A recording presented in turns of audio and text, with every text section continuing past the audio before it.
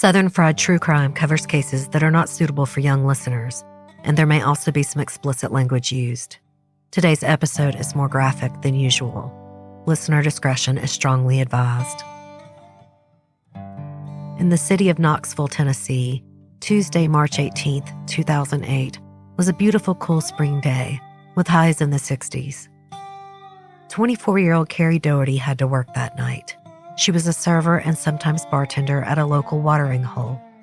Her roommate, 26-year-old Amanda Close, didn't wait up for her. Carrie was a closer that night and wouldn't be home until after 1 a.m. After a turbulent period, Amanda and her boyfriend were back together. She spoke with him on the phone before she went to sleep, and she didn't think she had anything to worry about. Micah Johnson, her 21-year-old boyfriend, had gotten help after struggling with major mental health issues. He had checked into a psychiatric ward for a week. He was prescribed antipsychotic medications, and he appeared to be doing better. So as Amanda drifted off to sleep that night, she might have thought everything was fine. That's probably why, when she woke up briefly to the sound of a loud bang in her front yard, she didn't think anything of it. She rolled over and went back to sleep. But then Amanda woke again. This time it was to police officers, a SWAT team, and a hostage negotiator pounding on her front door.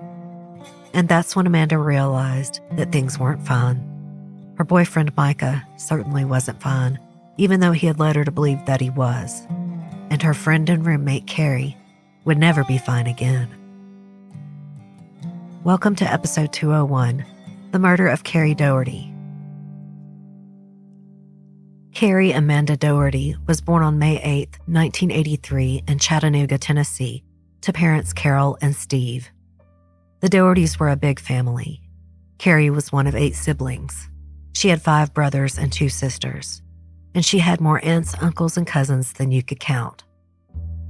Carrie attended St. Jude Catholic School from kindergarten through 8th grade, then Notre Dame High School, where she graduated in 2001. She had grown into a beloved young woman. She was bubbly and kind. Her high school classmates voted her most spirited, and they chose her for homecoming queen. Carrie was the epitome of the girl next door, wholesome, sweet, and involved in everything. She was on the cheerleading squad, in the student council, and was a leader for her church's youth ministry. Needless to say, everyone knew that Carrie was going places. And the first place she went after high school was Spring Hill College, a private Catholic university in Mobile, Alabama. But for whatever reason, Carrie decided Spring Hill wasn't for her. So in the fall of 2003, Carrie enrolled at the University of Tennessee in Knoxville. Maybe because UT was only 100 miles from her hometown and family, versus Spring Hill College, which had been a whopping 400 miles away. At the University of Tennessee, Carrie majored in journalism and electronic media. But near the summer of 2006, 23-year-old Carrie took a break from her studies. She got a job at a popular Knoxville bar and eatery, Barley's Taproom and Pizzeria. Barley's is located in Knoxville's historic Old City. There's live music, and they boast the best draft beer selection in Knoxville. Carrie loved working for Barley's. She was good friends with the staff, and customers loved her. She was one of the most popular servers there. Carrie's manager told the Knoxville News-Sentinel, "She was part of our family here. She was a great person. She always tried to make everybody smile. She just brought life into a room." When Carrie wasn't working at Barley's in the spring of 2008, it's likely she was running. She was training for the Music City Half Marathon on April 26, 2008. She was participating in this race to fundraise for an organization that fights against childhood cancer. It's known as Emily's Power for a Cure. This organization held a special place in Carrie's heart because it was founded in honor of her 2-year-old niece, Emily Ransom. In February of 2006, Emily died of stage 4 neuroblastoma cancer. As a result of her passing, her parents started this foundation. And of course, Carrie, who was described by family members as Emily's favorite aunt, was very involved. At the same time that Carrie was training for her half marathon and working at Barley's, she lived with her friend Amanda Close. Amanda spent a lot of time with her boyfriend, Micah Johnson, and as Amanda's roommate, Carrie hung out with Micah and Amanda often. Micah Ross Johnson was born on March 6, 1987, to parents Francis and Gary, and grew up in East Tennessee. In 2003, Micah was attending Knoxville South Doyle High School. There, he was an officer in the technology club and a tight end for the school's football team. But it seemed like the tech side of things appealed to Micah more than the sports side of things. And though Micah was exceptionally bright, later testing put his IQ at 133, he had problems with drugs and alcohol starting in high school. He was expelled for these issues. But he cleaned up his act, went back to high school, and graduated with a scholarship to UT. In 2006, Micah began studying aerospace engineering at the University of Tennessee. He met his girlfriend, Amanda Close, in early spring of 2007. But things came crashing down again for Micah when, in his second year at UT, he was expelled for brutally assaulting a fellow classmate. In September of 2007, 20-year-old Micah Johnson was headed to a math class in UT's Ayers Hall. Micah's classmate, who we'll call George, was walking behind him. They had the same math class together. Suddenly, Micah turned around and punched George in the face. He fell down, completely knocked out, and then Micah continued punching him. Police reports stated that Micah punched an unconscious George 4 to 5 more times. For reference, Micah was 6'3" tall and weighed nearly 200 pounds, not a small man. Even if he had left his football days behind in high school, getting hit by him just one time was a knockout. As a result of Micah's ruthless attack, George suffered a broken jaw and numerous other injuries. He even had to have reconstructive surgery. Why had Micah suddenly attacked George? Was he overreacting to something George said? Something George did? How could we possibly make sense of this unexplainable assault? Well, it turns out it's difficult to make sense of anything here, because according to other UT students in the same math class, Micah and George had never even spoken. Yet Micah said he was reacting from George and his friends calling him names. It's unclear if George was even actually walking with his friends. From witness reports, the attack was sudden and unprovoked. But Micah insisted that George and his group were calling him pretty boy and other derogatory names. Then he said he saw George make a fist and suddenly believed he held a knife. Micah was expelled from the University of Tennessee, and a clinical psychologist who evaluated him following this assault said he suffered from, quote, a severe mental disease or defect, and that this mental disease or defect stopped him from acknowledging the wrongfulness of his actions. Which is why, even though he was arrested, he never went to trial for the assault. After Micah attacked George, he became extremely paranoid. He was convinced that the police were tracking him. His behavior was so strange that friends and family noticed it. Even Carrie, his girlfriend's roommate, noticed it. She wrote about Micah in her diary. Carrie described Micah as crazy and suggested that he might be schizophrenic. She had experience with mental illness in her immediate family. Her diary entry reads like a letter to Amanda. Maybe she was going to hand it to her friend and roommate to avoid confrontation. It's unclear, but what she wrote was chilling. Dear Amanda, in regard to Micah, I don't feel comfortable around him. My brother Steve is schizophrenic. Sometimes he became convinced me, Will, and Pat are the devil. He especially hated Will. One day Mom found Steve sitting on Will's chest. Will was 3 and unconscious. I haven't seen him since he put a plastic bag on my head 15 years ago. Anyways, Micah is schizo as well, and frankly, he terrifies me. Flashbacks, scary, not ready to die. Will and Pat are also Carrie's brothers. Despite feeling more than uncomfortable around Micah, Carrie had spent a lot of time with him. Since he was dating her roommate, he was over at their North Knoxville house all the time, and the 3 of them hung out a lot. So even though Micah didn't actually live with Amanda and Carrie, it probably felt like it sometimes. Some court documents even report that they did live together. That's how often Micah was over. He also mowed the yard and helped take care of the house. Micah's actual home was in Maryville, Tennessee, which is about 17 miles from Knoxville. He lived with his father and stepmother. Amanda called his dad when she thought Micah's behavior was getting out of hand. To back up just a little, as I said, Micah and Amanda met in early spring of 2007. He did not exhibit any mental health issues at the time. He was 20 years old and studying aerospace engineering. He also held down a job. But in September of that year, after about 7 months of dating, Amanda would later testify that Micah began acting bizarrely. He was not eating or sleeping well, and he was saying unusual things. He also began abusing drugs and alcohol again, specifically benzos like Xanax or Ativan, and he was a heavy marijuana smoker. That same month in September, he attacked his classmate, George, and was expelled from UT. And this is when he received his first kind of vague diagnosis of mental disease or defect and avoided prison. But not long after this, Micah complained to Amanda that he had symptoms of a heart attack. She was also alarmed by his anxiety and paranoia at this time. She called Micah's father to pick him up, and Gary Johnson took his son to Baptist Hospital. He remained in the psychiatric unit for 8 days. They medicated Micah heavily, and he was improving, but he left the facility against medical advice because his doctor needed to, quote, rule out bipolar mania with psychosis versus first onset of schizophrenia.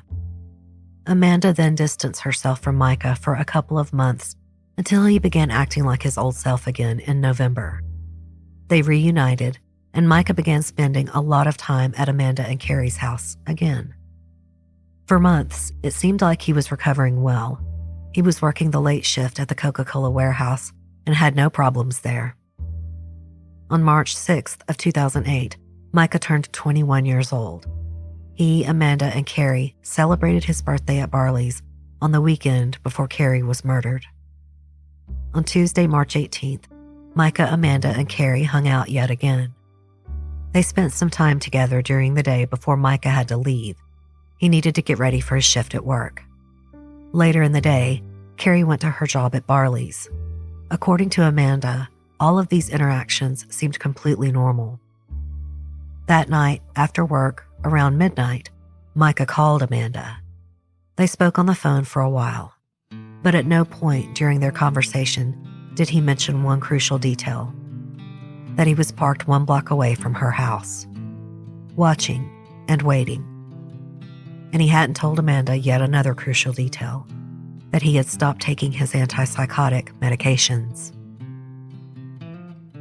The following information is from court documents, eyewitness testimony, and Micah's multiple confessions. While no one will ever know for certain what exactly happened on this fateful night, this is about as close as we can get. Around 1 a.m. Wednesday, March 19th, 2008, 24-year-old Carrie Daugherty finished her shift at Barley's Taproom and Pizzeria.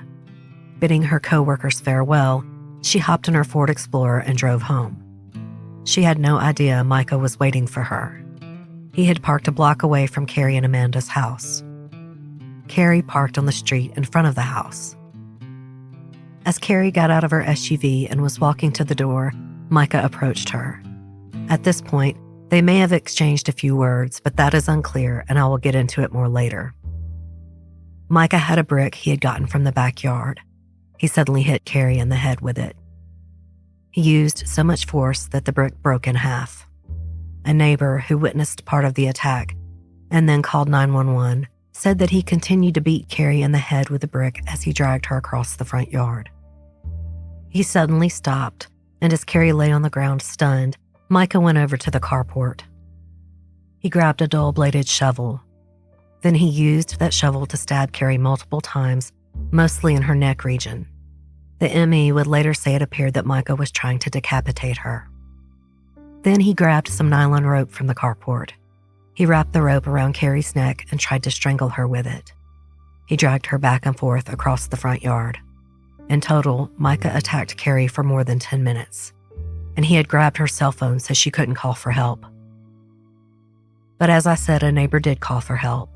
They only saw the beginning of the attack before running for the phone to call 911. And at 1:46 a.m., Knoxville Police Department officers were dispatched to investigate a domestic disturbance at Carrie's home. The police arrived at 1:57 a.m. and they discovered Carrie's body in the front yard. The nylon rope was still tied around her neck, and both the shovel and brick pieces lay nearby. She lay partially under her own vehicle. Later, Carrie's autopsy would show that she had deep lacerations from Micah chopping at her neck with the shovel. Her jugular vein had been severed. She had also suffered skull fractures and had abrasions on her back from being dragged. Her arms and hands were covered in defensive wounds. The medical examiner would later testify that Carrie had lived for several minutes of the horrific attack. Carrie's main cause of death was blunt force injuries to the head, with the chopping injuries to the neck and the strangulation being contributing factors. At the crime scene, authorities located Carrie's purse, jacket, shoes, and keys. They were strewn across the lawn. The scene was terribly gruesome. Carrie's blood was everywhere, especially on her vehicle where she was found. There was a blood trail from the side door of the house across the yard to Carrie's SUV. After trying and failing to put Carrie's body in her own SUV, presumably in an attempt to hide her body to buy time, Micah had fled the scene. But the police didn't know that. They thought he might have gone inside the house. As a result, a SWAT team and hostage negotiator were called to the scene. The police knocked on the door, and a surprised Amanda answered it. Meanwhile, Micah went to his father's home in Maryville, took a shower, and changed clothes. He stashed his bloody clothes in a bag before going to an ATM and withdrawing $500. Then he began to head toward Georgia. Cell phone records put him in the Atlanta, Georgia area when his father called him. Gary Johnson talked his son into coming back to turn himself in. Micah did drive back to Knoxville, but he didn't turn himself in to authorities. Right away, law enforcement officers had zeroed in on Micah Johnson as the primary suspect because Amanda told investigators about his mental health issues in her first interview. So they suspected strongly it was Micah from the jump. They just needed to find him. Meanwhile, Amanda fled to her parents' home in Loudoun County because she was understandably distraught. She gave her dad her phone to answer and tried to get some sleep. Micah called her phone that afternoon, but when Amanda's dad answered, court documents say there was a brief silence before he asked to speak with her. Mr. Close refused and repeatedly told him he should turn himself in to the police. He later testified that in the approximate 5-minute call, Micah was vague, but answering repetitively with, quote, little snippets of words that amounted to remorse. For example, well, I've screwed up. I've messed up. When Amanda left to return home, she went out to her car and saw that someone had placed gravel in the shape of a heart with the words, I am dead, on the hood of her car. Someone had also rifled through her car and left a half-empty beer can and cigarette butts. No one witnessed Micah do this, but the Close family confirmed that he had visited her family home several times, so he knew where to find Amanda. It had to be him. On Wednesday, March 19th at 11:30 p.m., about 10 hours after Carrie was murdered, a police officer spotted Micah. He was in his red 1988 Ford F-150 pickup truck, and he was near Carrie and Amanda's home. When the police officer spotted Micah, they tried to pull him over for a traffic stop. But Micah led the officer on a short chase, running multiple red lights. Finally, he slammed on his brakes on Henley Bridge. He exited his car, ran to the side rail of the bridge, and looked like he was going to jump, but he didn't.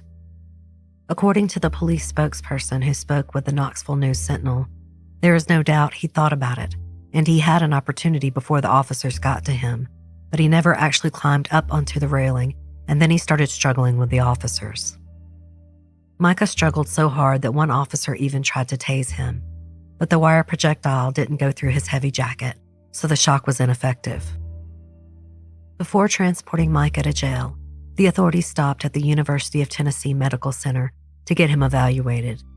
He was found competent enough to transfer to jail. Then 21-year-old Michael Ross Johnson was arrested for the charges of first-degree murder and evading arrest. He was held on a $900,000 bond. Around this time, investigators found Carrie's cell phone in Micah's truck, along with $87 that she had made in tips that night. Micah's bloody fingerprints were on Carrie's blood-splattered SUV, and his clothes and shoes were covered in Carrie's DNA, not to mention his father's shower, which tested positive for blood. Everyone was shocked by Micah's horrific actions. Why would he kill Carrie? They were not hooking up or even flirtatious. They were barely even real friends. Carrie's brother Scott told the Knoxville News-Sentinel, "I don't have any idea why he would have done this." On Monday, March 24th, Carrie's family held a massive celebration at the St. Jude Catholic Church. Afterward, Carrie was laid to rest in Hamilton Memorial Gardens in Hickson, Tennessee. Her family requested that any memorial contributions be donated to Emily's Power for a Cure. The entrance to Barley's, where Carrie worked, was covered in cards, flowers, and prayer candles from her friends, co-workers, and an outpouring of the shocked community. Several months later, on May 8, 2008, Carrie's friends celebrated what would have been her 25th birthday. They raised a glass in Carrie's honor at her favorite restaurant, Señor Taco. One friend told the Knoxville News-Sentinel, "Every day was a better day because she was there." And for years, multiple organizations, including the University of Tennessee and Barley's Taproom and Pizzeria, would continue to hold events in Carrie's name. Although Micah was indicted for Carrie's murder in early May of 2008, his trial didn't take place for 3 more years. And that's in part because Micah was pleading not guilty by reason of insanity. His defense team was going to argue that Micah was so mentally disturbed when he viciously attacked Carrie that he didn't know what he was doing. They would argue that Micah was legally insane at the time he bludgeoned, stabbed, and strangled her, even though he was stopping and taking time to get each new weapon. The defense team would argue that he couldn't have stopped what he was doing even if he had wanted to. Since both the prosecution and defense needed to thoroughly understand Micah's mental state to make their arguments, there were a lot of delays. He spent at least a month in the Middle Tennessee Mental Health Institute in a maximum security ward, undergoing evaluations just for the prosecution. And there were more evaluations both before and after that. Plus, when you add in all the regular court backlog, the time just added up. While all these delays were happening, Micah remained in police custody, be it in jail or a mental institution. While incarcerated, Micah wrote letters to people, including his then ex-girlfriend Amanda, and he made over 100 phone calls. Some of these letters and phone calls contained incriminating information that the prosecution wanted to use in court, which isn't uncommon, but this time it was a big issue. Basically, when a person is incarcerated, their letters and phone calls are usually not private unless they are consulting with their lawyers. So the prosecution was reading all of Micah's letters and transcribing his phone calls. But they purposely didn't turn over the letters or phone calls to Micah's defense counsel. That's a violation of the Brady Rule, which requires that the prosecution disclose evidence that could be favorable to the defendant. And who's to say that some of the things Micah was writing in these letters or saying in these phone calls couldn't be favorable to him? And Micah did express remorse in at least one letter. Legally, the defense should have been given this information. In one letter to Amanda, Micah begged, "Please acknowledge my life is still worth something." But the prosecution knew if they turned over this promising evidence to the defense, then Micah would stop writing letters and making phone calls, because his lawyers would literally tell him to stop, and then the prosecution's steady stream of incriminating evidence would dry up. But as an aside, why defendants aren't warned about the monitoring of their calls and letters by their defense counsel is always a mystery to me. The assistant district attorney, Takesha Fitzgerald, later received a censure from the high courts for withholding this evidence, but a censure is more of a slap on the wrist than anything else. On November 7th, 2011, Micah's trial finally began. And they had a tough time finding jurors for the trial since his defense was relying entirely on his alleged insanity. It was hard for some people to handle that if Micah was deemed insane, he might not receive a prison sentence, even though he had brutally killed someone. One potential juror said, "I don't believe in psychiatrists. I believe if you do the crime, you need to do the time." This juror was rejected, but others with more middle-of-the-road opinions on mental health were accepted. It is difficult to find a totally impartial jury in these cases, and probably particularly harder because Carrie's murder had extensive press coverage. The defense counsel's motion for a change of venue had been denied. Finally, opening arguments began. According to the prosecution, Micah was mentally ill, but not legally insane at the time of Carrie's murder. To prove this, they brought to the stand witnesses who could testify to how normal Micah seemed right before he killed Carrie. Micah's Coca-Cola warehouse supervisor said he seemed fine at work that day. Amanda testified that he acted perfectly fine hours before she, Carrie, and Micah had hung out that day. And Micah's own parents testified that he was known to abuse alcohol and drugs regularly, especially marijuana. The state was trying to show jurors that Micah wasn't out of his own control. From the state's perspective, Micah was a dangerous person. He just also happened to have a mental health problem, one that sometimes caused him to have paranoid delusions and hallucinations. And that had, both sides agreed, caused Micah to be legally insane when he attacked his classmate George out of the blue in September of 2007, but not when he murdered Carrie Daugherty. One of the prosecution's most compelling witnesses was forensic psychiatrist Dr. Rokeya Farouk. She argued that if Micah was truly insane when he attacked Carrie, then why did he park a block away from Carrie and Amanda's house? Why did he shower after the murder? Why did he flee the state? Why did he allegedly write "I'm dead" in gravel on Amanda's car? The answer: because Micah knew that killing Carrie was wrong, which means he wasn't legally insane. Throughout the state's case, Micah's defense did not pose a single question to any of the prosecution's witnesses. They waited patiently until it was their turn to present Micah's side of the story. And then chaos ensued. The defense brought to the stand their own forensic psychiatrist, Dr. Keith Caruso. He testified that Micah suffered from schizoaffective disorder bipolar type. Dr. Caruso believed that Micah had killed Carrie during a period of paranoid psychosis, meaning he was legally insane when he murdered her. In sessions with Dr. Caruso and other professionals, Micah told two main versions of what had happened on the night he killed Carrie. One version of events was that Micah believed that the person driving up to Carrie and Amanda's house was Amanda's ex-boyfriend. Micah allegedly had reason to believe that this ex-boyfriend had once raped Amanda. Micah was insane, so he couldn't recognize Carrie. He truly thought she was this different, dangerous man who had come to hurt his girlfriend. The second version of events is this: Micah didn't know who Carrie was at all. He only recognized her as, quote, a scary dark figure or shape that was coming toward him for the purpose of killing him.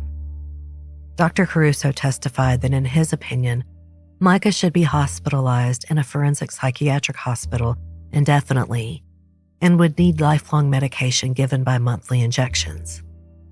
He also said, quote, this is a guy who is not real forthcoming about how mentally ill he is. He's going to need to be monitored very, very closely.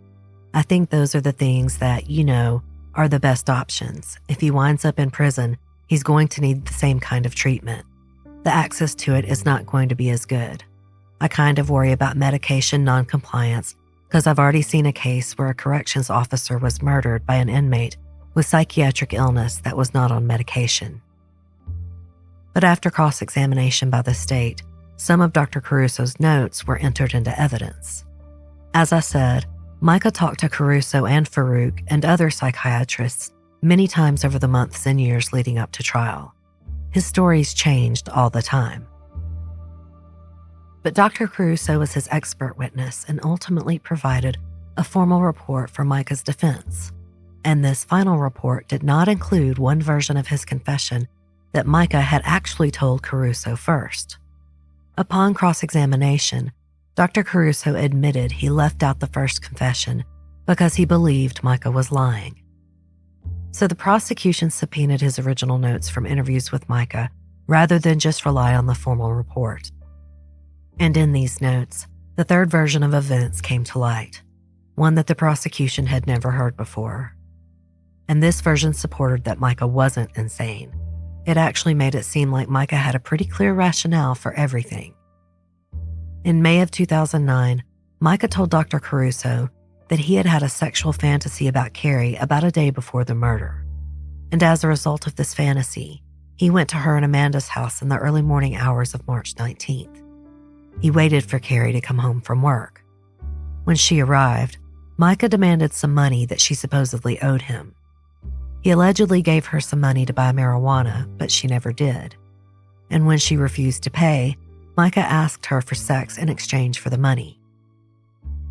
He said at this, Carrie angrily slapped him. When Carrie's hand hit his face, he claimed that he blacked out and attacked her. Remember, even though this was the third version of events the court was hearing, it was actually the very first version that Micah told Dr. Caruso. To some, that makes it seem like Micah was probably telling the truth. But to Dr. Caruso, it was evidence that Micah was fabricating this version.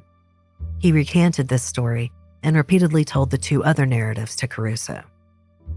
Dr. Caruso determined that Micah made up the whole "I wanted to have sex with Carrie and she rejected me" story because he was worried.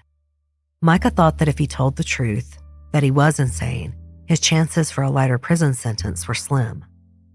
Micah said he knew from talking to his fellow jail inmates that Tennessee jurors are not statistically likely to accept "I was insane" as a valid excuse for someone committing murder. And that is true. Out of a hypothetical 1,000 criminal cases in Tennessee, only 10 of them would ever use insanity as a defense. And of those 10, no more than 3 would win their case. But it wasn't just his fellow inmates. The prosecution also brought up that Micah had visited the law library in jail 19 times. Dr. Caruso testified that Micah was trying to present himself as, quote, less crazy so he wouldn't be locked away forever. Micah also admitted that he just didn't want to be labeled as crazy or a monster. His appellate attorney later argued that this is really common with patients suffering with schizophrenia. Even if it's in their own best interest to admit their actual delusions and hallucinations, they cannot bear the labels that go with the insanity defense. But what gets me is that Micah could have made up anything, any reason at all, for why he murdered Carrie. That she attacked him, that she was threatening him. Did Micah tell Dr. Caruso this version of events because it was the truth and then realized his mistake after? The prosecution was just as baffled as I am. It's a version of events from the defense that shows Micah was fully aware of his actions. His defense attorney, Mark Stevens, claimed he had never heard this version of events before. That it was only in Dr. Caruso's notes and the earliest draft of the report, which Stevens claimed he had never seen. And Dr. Caruso claimed that he thought everyone already knew about it because it was in his notes. But Stevens said he only relied on the final report that Dr. Caruso submitted, saying he didn't have time to go through all the materials and believed the final report would be fully complete.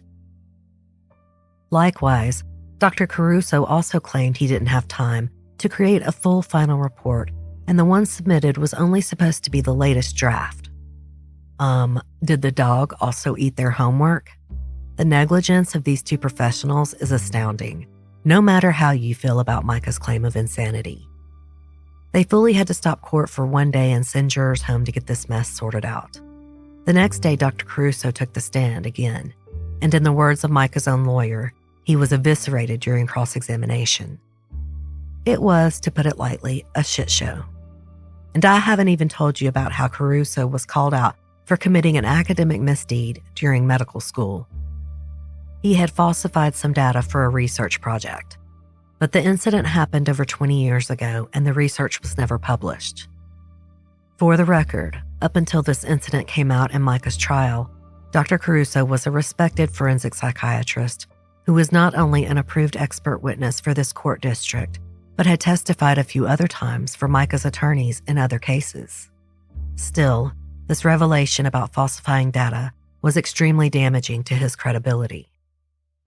The defense rested its case shortly after this debacle, and in late November of 2011, the jury deliberated for 6 hours before rejecting 24-year-old Micah Johnson's insanity defense. For the brutal murder of Carrie Daugherty, the jury convicted Micah of 1 count of premeditated murder, 2 counts of felony murder, 2 counts of especially aggravated kidnapping, and 1 count of especially aggravated robbery. The 3 murder convictions were merged into a single count, and the 2 especially aggravated kidnapping convictions were likewise merged. The trial court sentenced Micah Johnson to life for the murder convictions and to 25 years each for the kidnapping and robbery convictions, which resulted in an effective sentence of life plus 50 years. The court later held additional hearings to further sentence Micah for his smaller crimes, like evading the police. During sentencing, Micah spoke out and asked Carrie's friends and family to forgive him. They shouted no in the courtroom. During her impact statement, Carrie's mother Carol said, "We have been sentenced to a lifetime of heartache because of that horrible monster." Following his trial, Micah appealed his conviction and won.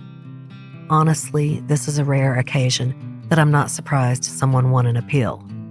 As with all appeals, Micah's defense had provided the court a huge list of all the things his new lawyers believed went wrong in his trial. But only one stuck, and that was ineffective counsel. Micah's lawyer relied heavily on Dr. Caruso's expert testimony.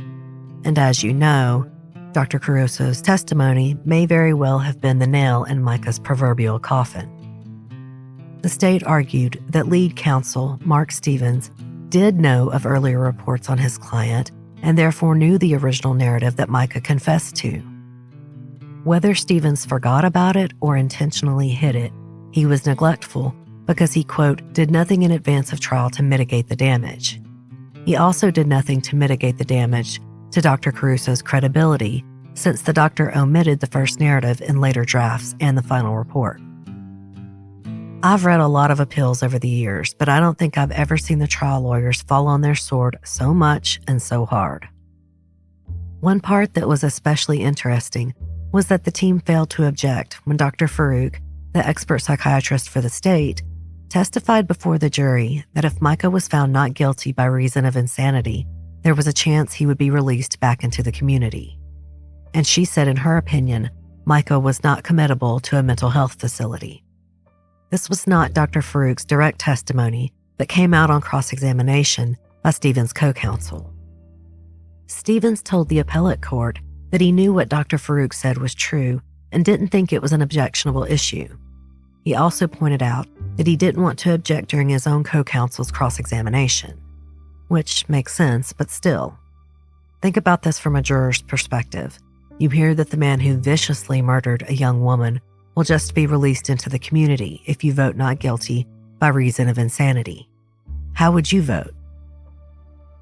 But this argument failed on appeal because the trial judge instructed the jury during the sentencing phase, quote, "A verdict of not guilty by reason of insanity shall result in the automatic detention of the defendant in a mental hospital or treatment center pending further medical and legal findings." So basically, even though Dr. Farouk's inappropriate statement was not objected to or struck from the record, the judge told the jury anyway, just in a more formal statement than Dr. Farouk saying he could be immediately released into the community. But she did clarify that he would be held for evaluation by 2 mental health professionals who would decide whether or not he was committable first. These were Dr. Farouk's exact words. What happens when the court declares anybody not guilty by reason of insanity? The person doesn't have any more charges. So the person is ready to go to the community, go back to the community, have to be released to the community. So at that point, the court should right away call 2 mental health professionals to do that, determine the committability. And if they determine that the patient is committable, then the patient gets into the hospital. If they determine that the patient is not committable, then the patient gets released into the community. End quote. She did say the word community 4 times. Whether that was strategic or not is a matter of opinion, but I would imagine that it would stick in a juror's mind. But it is true that by law he could be held from 30 to 90 days for evaluation and then be released if he was found not committable. That was a bitter pill to swallow for people who have heard and seen what Micah had done to Carrie Daugherty. There had been the usual objection to crime scene and autopsy photos being too graphic, but the jury saw almost everything, including a video made at the crime scene. But as a result of the mistakes made by his defense counsel, in June of 2022, 35-year-old Micah Johnson was released from prison on a $1 million bond. So far, he had spent about 11 years in prison. In late April of 2003, 36-year-old Micah was retried for the murder of Carrie Daugherty. The prosecutor was once again Assistant DA Takesha Fitzgerald, even though she had been censured in his first trial for withholding evidence. Micah's new defense counsel was Gregory Isaacs. This trial took about 2 weeks and was far less explosive than his first trial.